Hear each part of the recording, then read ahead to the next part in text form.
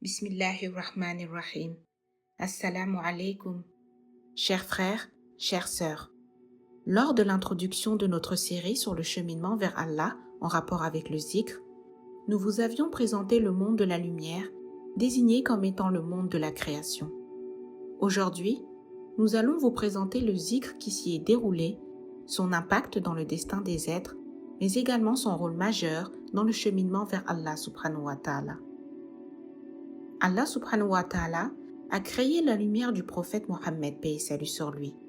Ainsi, le prophète, paix et salut sur lui, existait seul sous la forme d'une boule de lumière en compagnie d'Allah subhanahu wa ta'ala, son créateur. Ce compagnonnage durera des milliards d'années.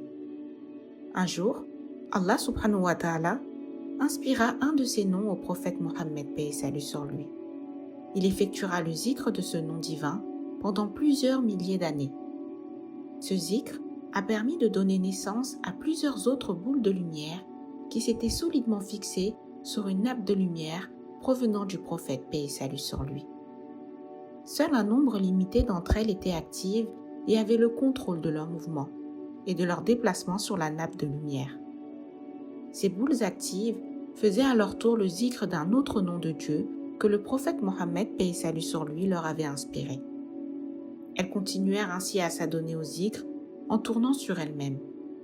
Leur zikr engendra à nouveau la naissance de plusieurs autres petites boules de lumière. Il s'agit donc bien là d'une troisième création qui s'ajoute aux deux précédentes, à savoir celle du prophète Mohammed par Allah subhanahu wa ta'ala et celle des boules de lumière génitrices créées par le zikr du prophète Mohammed, paix et salut sur lui. Cette troisième génération engendrera quelques années-lumière plus tard les prophètes et les saints.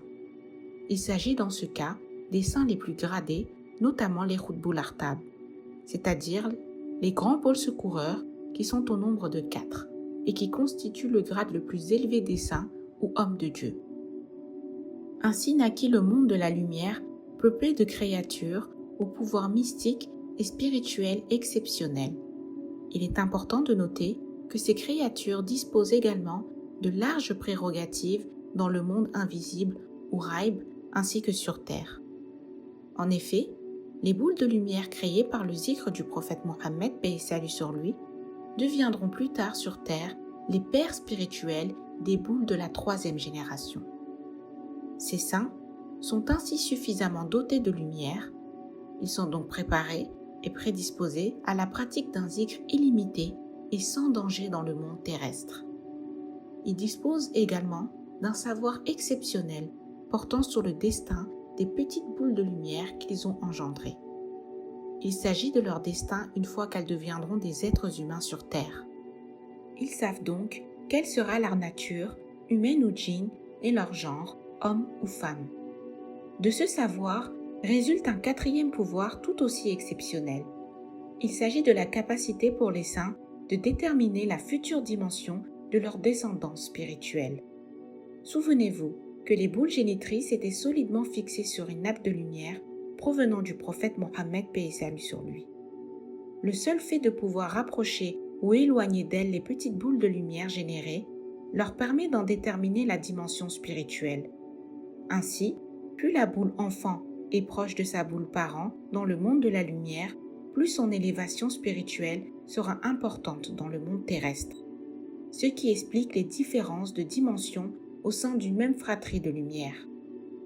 Il n'y avait pas que des saints dans le monde de la lumière, il y avait aussi des saintes dotées d'une remarquable capacité de zikr. Cette capacité leur a offert la possibilité de désigner leur future représentante dans le monde terrestre. Parmi elles, nous pouvons citer Sayyidatuna Maryam, Sayyidatuna Khadija, Sayyidatuna Aïcha, Sayyidatuna Rabia Adawiya. Il faut savoir que dans le monde de la lumière, la descendance est limitée en nombre, en nature et en genre pour les uns, et illimitée pour les autres. Plus précisément, certaines boules de lumière ont la possibilité d'en générer un nombre limité. Celles-ci seront soit des êtres humains, soit des djinns, hommes ou femmes. Tandis que pour d'autres boules génitrices, aucune limitation ne s'impose. Concernant le grand pôle caché, le Khatmiya et Katmiya du prophète Mohammed, paix et salut sur lui, il a choisi d'être le père spirituel de 71 boules de lumière. Il les a ensuite placées à plusieurs endroits différents sur la nappe de lumière. Parmi les boules les plus rapprochées, il en a désigné 12 sur lesquelles il a marqué le cachet de sa khatmiya. Ceux-ci deviendront ses futurs khalifes dans le monde terrestre. Il faut savoir que cet état de lumière peut être restitué aux saints et aux saintes lors de leur vie terrestre. Il s'agit plus précisément des boules dont la lumière était opérationnelle et active. Pour le saint homme, la restitution consiste à retrouver et à se réapproprier la lumière et le grade élevé qu'il détenait dans le monde de la lumière. Un monde dans lequel il existait sous la forme d'une boule. Le point de départ de ce processus de restitution puise sa source dans la lumière mohammadienne. Cette récupération peut se manifester chez le saint homme par l'acquisition d'une science exceptionnelle, d'une dimension spirituelle élevée ou des pouvoirs mystiques extraordinaires. Souvenons-nous que la source du monde de la lumière était l'enveloppe qui recouvrait le prophète Mohammed, paix et salut sur lui. Celle-ci s'était détachée à la suite de son zikr du Ismullahi Kabir. Il s'agit donc de la nappe de lumière sur laquelle s'étaient fixées solidement les autres boules de lumière. Ainsi, au moment de restituer la boule de lumière au saint homme, Allah subhanahu wa ta'ala recueille celle-ci tout en prélevant la partie de la nappe de lumière sur laquelle la boule s'était fixée solidement. Ce sont donc ces deux éléments qui sont restitués au saint homme. La boule de lumière se traduira chez lui par une science, une dimension spirituelle ou des pouvoirs mystiques extraordinaires, tandis que l'extrait de la nappe de lumière constituera ce qu'on appelle la bénédiction du prophète Mohammed, paix et salut sur lui. Cette bénédiction joue un rôle capital dans la restitution de la lumière. En effet, elle protège le saint homme de l'intensité de la lumière restituée afin de ne lui causer aucun dommage. C'est également cette bénédiction qui lui permet de pouvoir utiliser la lumière à bon escient. Elle est l'élément déclencheur qui permet la réactivation et le rétablissement de la lumière chez le saint homme. Enfin, elle lui permet entre autres de se hisser sur les hauteurs les plus élevées de la dimension spirituelle, de recueillir la science céleste à travers l'inspiration divine, de détenir un pouvoir mystique extraordinaire et illimité comme celui cité au verset 33 de la sourate 55 du Saint-Coran. يا معشر الجن والإنس إن استطعتم أن تنفذوا من أقطار السماوات والأرض فانفذوا لا تنفذون إلا بسلطان. La restitution de la lumière au saint homme peut se faire à n'importe quel âge, sans toutefois dépasser les 77 ans. Comprenons par là que si la restitution ne s'est pas faite avant l'âge de 77 ans, on peut en déduire que le saint homme n'a pas vécu dans le monde de la lumière. On dira ainsi que son existence a commencé à Alamul Arwa, le monde des âmes. La restitution peut se produire dès la naissance, comme ce fut le cas pour le prophète Isa ibn Maryam, alayhi salam. Le Coran évoque d'ailleurs la manifestation de cette restitution. قال إني عبد الله آتاني الكتاب وجعلني نبيا. Notons que la restitution peut se faire également à tout autre âge. Comment savoir si l'état de lumière a été restitué ou non? Rappelons que la restitution de la lumière n'est pas le fruit d'une opération intellectuelle ou rationnelle accessible à tout individu. Au contraire, c'est un phénomène mystique avec des effets opérationnels concrets. Son bénéficiaire s'en rend immédiatement compte en constatant par lui-même son élévation spirituelle.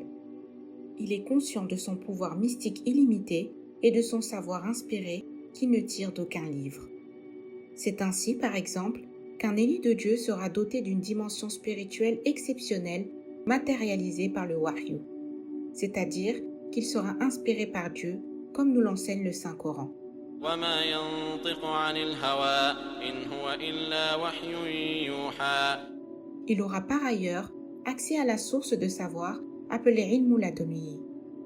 Il s'agit de la science céleste provenant de la source divine Waladuniyati et servant de référence aux missionnaires d'Allah subhanahu wa ta'ala. Lors de l'introduction au cheminement vers Allah, nous avions vu que le zikr était nécessairement encadré pour certains et illimité pour d'autres. Il s'agit de deux groupes différents qui correspondent aux deux familles de boules de lumière qui étaient présentes sur la nappe.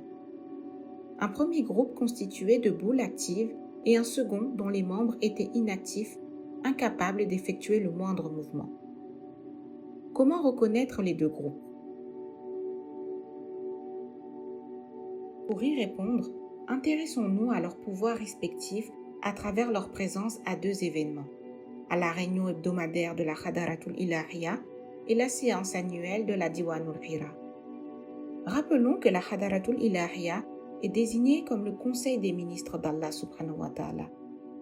Elle se tient tous les jeudis soirs au 6e ciel.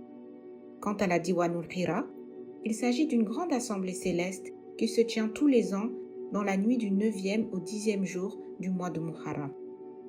L'assemblée se tient au mont Hira, à la Mecque, en présence de tous les prophètes et les saints les plus gradés. Commençons par le saint homme qui, à l'heure de la Hadaratul Ilahiyya, est installé chez lui. Bien qu'entouré de sa famille ou de ses proches, il assiste pourtant à la réunion de la Hadaratul Ilahiyya au même moment. Il entend le discours du Khutbu Zaman dans la salle du 6e ciel et peut rendre compte de tout ce qui s'y passe. Comment peut-il en même temps être chez lui, au milieu des siens, et dans le monde céleste, au milieu des confrères de lumière, à la Hadaratul Ilahiyya? Rappelons-nous des boules de lumière fixées sur la nappe. Certaines étaient actives et effectuaient un zikr, tandis que d'autres n'en faisaient pas car inactives. Pour ces dernières, leurs zikrs auront réellement débuté à Alamul Arwa. C'est le cas du saint homme que nous venons d'évoquer. Sa présence à la Hadaratul Ilahiyya n'est pas physique. C'est plutôt son âme qui y assiste. Le voyage vers le monde Raïb est rendu possible grâce à la boule de lumière qui fut la sienne dans le monde de la lumière. C'est donc elle qui lui servira de véhicule de transport, un moyen de déplacement appelé Inayatur Rabbaniyu. Elle enveloppera son âme et la fera voyager jusqu'au monde Raïb afin d'assister à la séance de la Hadaratul Ilahiyya. À la fin, c'est elle qui la ramènera sur terre. C'est sous cette forme que le saint se présentera donc à la réunion.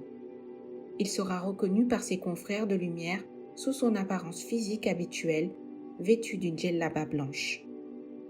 À l'opposé, le saint homme dont la boule de lumière était active et effectuait le zikr disparaîtra quant à lui du monde terrestre pour assister à la réunion hebdomadaire. Lui aussi, c'est sa boule de lumière qui lui servira de moyen de transport. Elle le conduira à la Hadaratul Ilahiyya. À l'heure prévue, cette boule de lumière se présentera devant le saint homme qui prononce alors la formule d'ouverture. Allahumma salli ala tayyib al-muttayyib. Celle-ci s'ouvre et le saint homme s'installe confortablement à l'intérieur.